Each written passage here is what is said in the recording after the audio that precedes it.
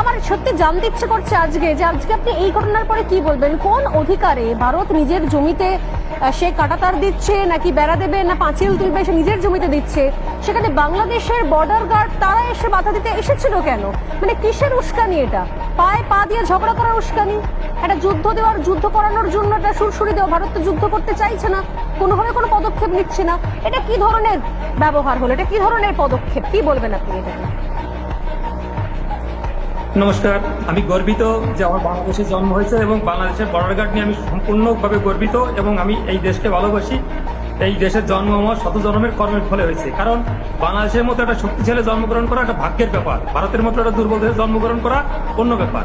বিমল দা যে বললেন যে আমাদের যে বর্ডার গার্ডে যেটা করছেন আপনি যেটা বললেন, এখানে সীমান্তে নো ম্যানস ল্যান্ড এবং 0 পয়েন্টের একটা ডিস্টেন্স থাকে, তারপর তার নিজস্ব সেই নো ম্যানস ল্যান্ডে 0 পয়েন্টে আপনারা বেড়া দিতে পারবেন না। 2 তারিখ যখন বেড়া শুরু করেন তখন আমাদের বর্ডার গার্ডের মানে আপত্তিতে আপনারা যে বেড়া বন্ধ করছেন তখন ছিল 0 পয়েন্টে। আপনারা আজকে বেড়া শুরু করছেন, দীর্ঘতে কাজ চলছে, কিন্তু সেটা 0 পয়েন্ট থেকে আপনাদের সীমানায় করছে। আপনাদের সীমানায় বেড়া দেবেন না, পুকুর কাটবেন না, গাছ লাগাবেন, এতে বাংলাদেশে কিছু আসা যায় না। আর বাংলাদেশ নিয়ে আমি যেভাবে বললেন দুর্বল, সরিষা খেতে ট্যাঙ্ক দিয়ে একবারও বলবেন না। আপনার বয়স কত আমি জানি না, আপনি 2001 সালে আপনার বয়স কত ছিল? 2001 সালে আপনারা উস্কানি দিয়েছিলেন সীমান্তে।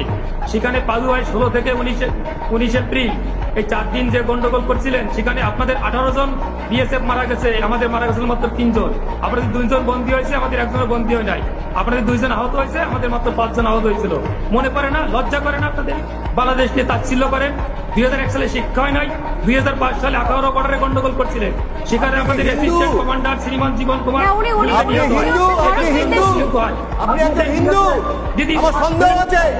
আপনি নাম বাড়িয়ে বসেছেন। বাংলাদেশ নিয়ে কথা বলার কারণে কি নাই? বিমল বাবু যে বললেন 2001 থেকে 2005